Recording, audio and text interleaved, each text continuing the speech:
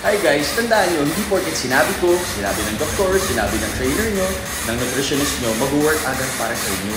Kasi bawat tao, unique, parang ugali, parang genetic. So, pwede nag-work para sa kanya yung diet, yung meal plan, yung exercise, pwede nag-work sa'yo, sumasakit yung joints mo.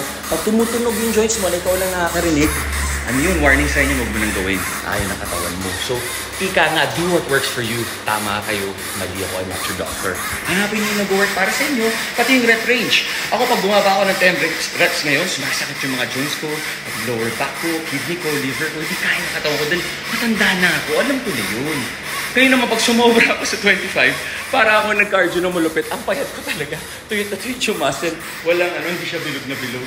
So yun lang yung nag-work para sa akin. Ang rep range ko 10 to 15. So hanapin nyo yun. Hindi porket sinabi wala sa libro, batas na yun.